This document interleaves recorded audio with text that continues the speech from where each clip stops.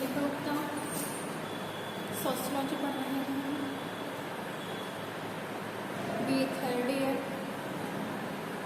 Paper है हमारा first sociological thinker.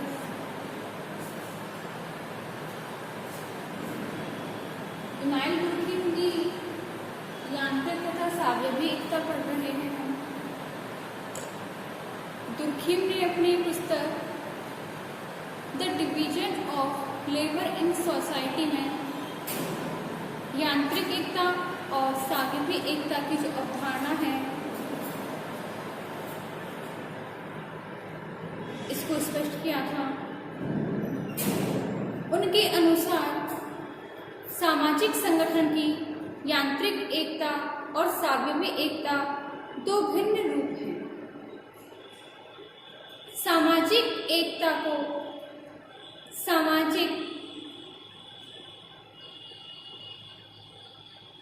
सामाजिक एकता की नैतिक आवश्यकता होती है जब किसी समाज अथवा समुदाय में आवश्यकताएं बदलने लगती हैं तो सामाजिक एकता की प्रकृति भी परिवर्तित होती है।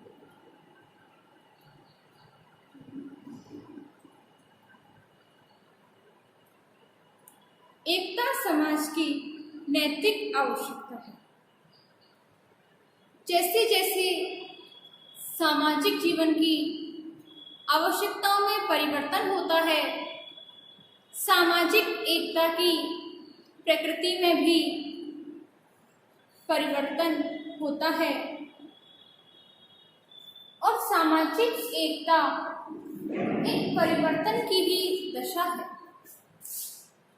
प्रत्येक समाज में परिवर्तन होता है, श्रम विभाजन होता है और श्रम विभाजन के कारण ही हमारे समाज में परिवर्तन दिखाई देते हैं।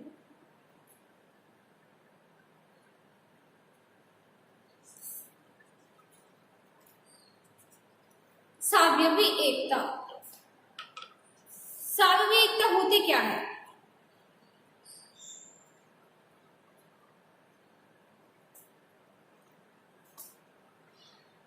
जिस तरह शरीर का निर्माण अनेक अंगों से मिलकर होता है, उसी तरह हमारे समाज का निर्माण भी अनेक इकाइयों से मिलकर होता है जो कि एक दूसरे से संबंधित और निर्भर होती हैं।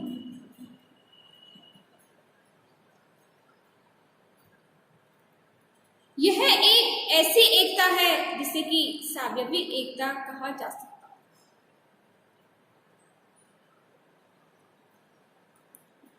आधुनिक समाज में जैसे जैसे कार्यों की विभिन्नताएं बढ़ती जाती हैं, विशेषीकरण की वृद्धि होती है, उनकी संरचना सावयवी एकता का रूप ग्रहण कर लेती है।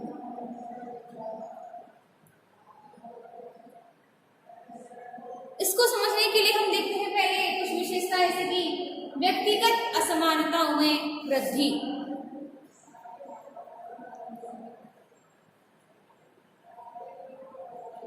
सावयवी एकता में व्यक्तिगत असमानताओं में तेजी से वृद्धि होती है। जैसे एक और आदिम समाज के लोग समानताओं से यांत्रिक एकता का विकास होता है, वहीं आधुनिक समाज में विभेदीकरण के कारण सावयवी एकता विकसित होती है।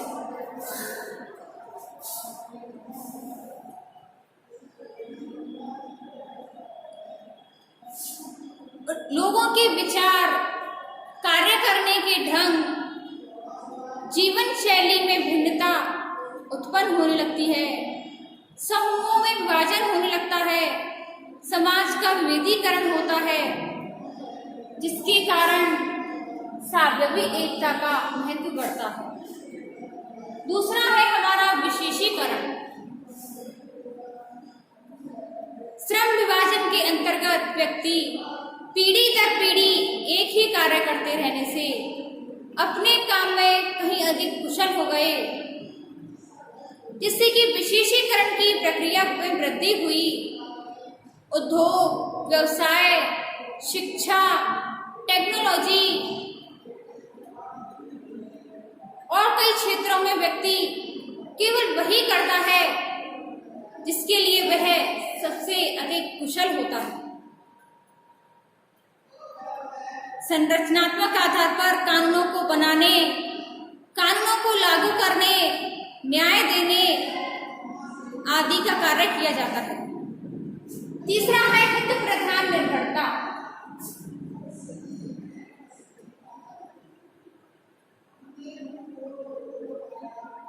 श्रम विभाजन और विशेषीकरण होने से व्यक्ति विभिन्न आवश्यक रूप से एक दूसरे का विरोध करने लगे।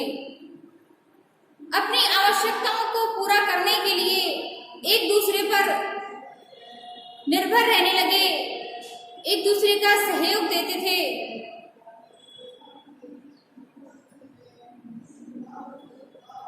अपने स्वार्थों को पूरा करने के लिए एक दूसरे का आधार सहयोग बन गया। चौथा है जटिलता में वृद्धि। समाज में व्यक्तियों की आवश्यकताएं बहुत अधिक बढ़ जाने के कारण उद्योगों में वृद्धि होने लगी। ऐसे संगठनों को प्रोत्साहन मिलने लगा जिनकी प्रकृति औपचारिक होती है, जिसके कारण सावयवी एकता वाले समाज में जटिलता बढ़ने लगी। सावयवी एकता को बनाए रखने के लिए कानूनों का विस्तार होता गया, जटिलता में और अधिक वृद्धि होती गई। पांचवा है सामूहिक चेतना में वृद्धि। किसी समाज में जैसे जैसे सावयवी एकता बढ़ती जाती है, वहां सामूहिक चेतना में कमी आती है।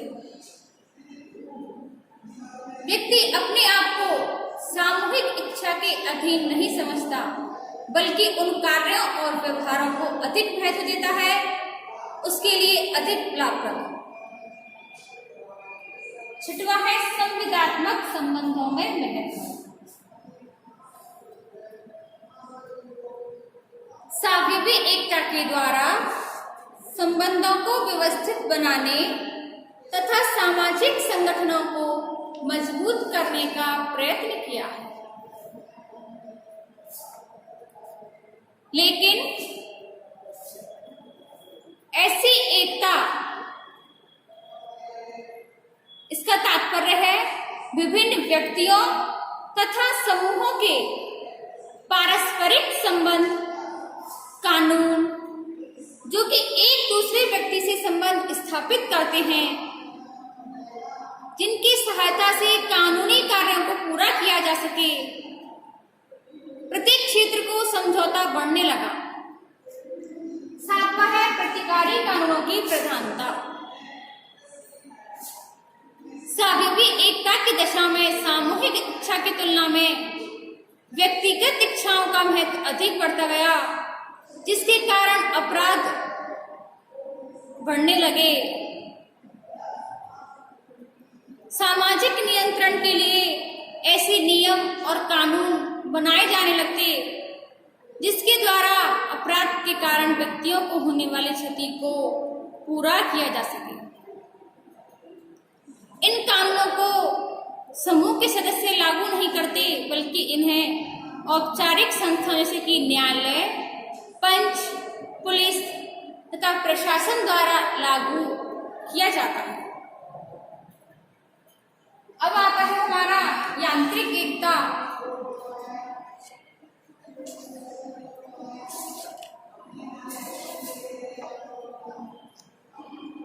तुर्खीम के अनुसार जिन समाजों में लोगों के विचार, विश्वास, जीवन शैली, नैतिकता तथा परिस्थिति और भूमिका में काफी हद तक समानता होती है, वहां सभी लोग एक ऐसी सामूहिक चेतना बनाए रखने का प्रयास करते हैं जिससे कि धार्मिक नियमों, परंपराओं, जनमत का प्रभाव होता है। ऐसी सामूहिक चेतना का विकास होता है, जिससे प्रत्येक व्यक्ति को उसी के अनुसार विचार और कार्य करना आवश्यक होता है।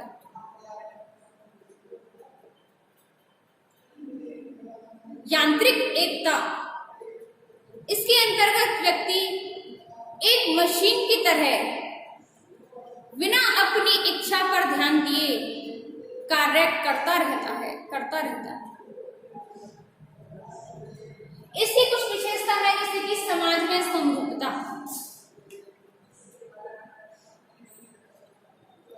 समाज में अपनी ऐसे समाज जिसमें अपनी प्रकृति से समरूप होते हैं, समरूप समाज होते हैं, जिनमें व्यक्तियों के विचारों, विश्वासों, आवश्यकताओं, नैतिकता और जीवन शैली में काफी समानता होती है। इन समाजों में सभी व्यक्ति समान प्रकार के सामाजिक मूल्यों में हिस्सा लेते हैं। दूसरा है सामाजिक संसरण का अभाव।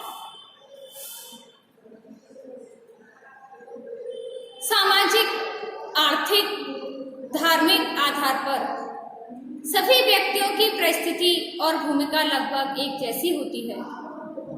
व्यक्तियों के बीच कोई ऊंच नीच का भेद नहीं होता, वर्ग विभाजन नहीं होता। संपूर्ण समाज एक इकाई के रूप में कार्य करता है। किसी भी व्यक्ति को अपने समूह के नियमों से अलग कार्य करने की अनुमति नहीं होती, तो ऐसी दशा में यांत्रिक एकता में वृद्धि होती है। तीसरा है सामूहिक चेतना की प्रधानता। यांत्रिक एकता के अंतर्गत घनिष्ठ और पारस्परिक संबंध पाए जाते हैं। इनकी सामूहिक चेतना बहुत शक्तिशाली होती है। चौथा है जनमत की शक्ति।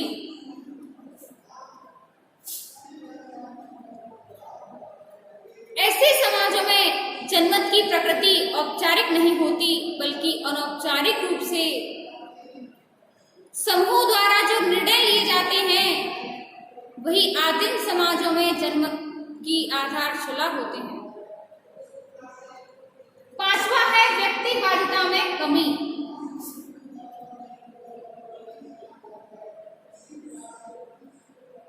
यांत्रिक एकता सामूहिकता तथा व्यक्तिवादिता के बीच विरोधी संबंध होता है। किसी भी समाज में जैसे जैसे यांत्रिक एकता बढ़ती जाती है, उस समाज में व्यक्तिवाद का प्रभाव कम होने लगता है। छठवां है अपराध की सामाजिक प्रकृति। जिस समाज में अपराध को समूह की भावनाओं पर आघात करने वाला कार्य माना जाता है, अर्थात यदि कोई व्यक्ति समूह के नैतिक नियमों, आदर्शों, विश्वासों के विरुद्ध कार्य करता है, तो सभी सदस्यों द्वारा उसे समूह के विरुद्ध मानकर उससे प्रतिशोध लेने का प्रयत्न किया जाता है, जिससे कि समाज में अपराध नहीं हो। इसके लिए प्रत्येक व्यक्ति दूसरे व्यक्ति के व्यवहारों पर निगाह रखता है। सातवां है दमनकारी कानून। दमनकारी कानून के अंतर्गत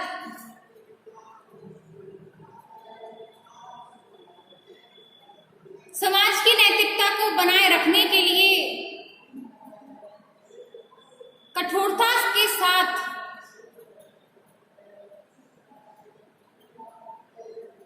समाज के अपराधों पर रोक लगाई जाती है।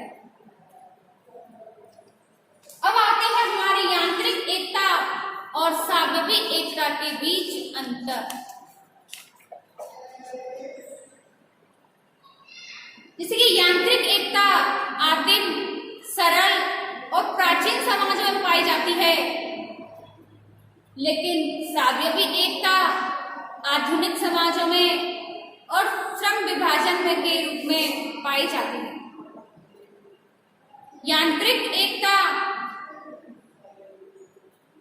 सामाजिक, सांस्कृतिक, धार्मिक और आर्थिक विशेषताएं इसकी समान होती हैं, परंतु सावयवी एकता में सामाजिक आर्थिक रूप से विषमता देखने को मिलती है। यांत्रिक एकता में सामूहिक नैतिकता पाई जाती है, लेकिन सावयवी एकता में नैतिकता का अभाव पाया जाता है। यांत्रिक एकता में व्यक्तियों के विचार, व्यवहार, प्रवृत्तियां सामूहिक जीवन के अधीन होती हैं, परंतु सावयवी एकता में लोगों के विचारों की भिन्नता, व्यक्तिगत स्वतंत्रता का अधिक महत्व होता है।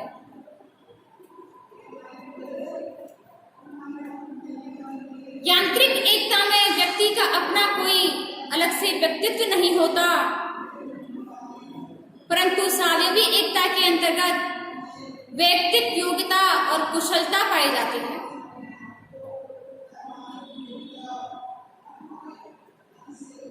यांत्रिक एकता के अंतर्गत दमनकारी कानून पाए जाते हैं, जबकि सावयवी एकता के अंतर्गत प्रतिकारी कानूनों का दबदबा होता है। तो स्टूडेंट्स, आज हमने यांत्रिक तथा सावयवी एकता को देखा, उनकी विशेषताएं देखी, यांत्रिक एकता और सावयवी एकता में अंतर स्पष्ट किया। अब इसके आगे हम देखते हैं अपनी नेक्स्ट वीडियो में। धन्यवाद।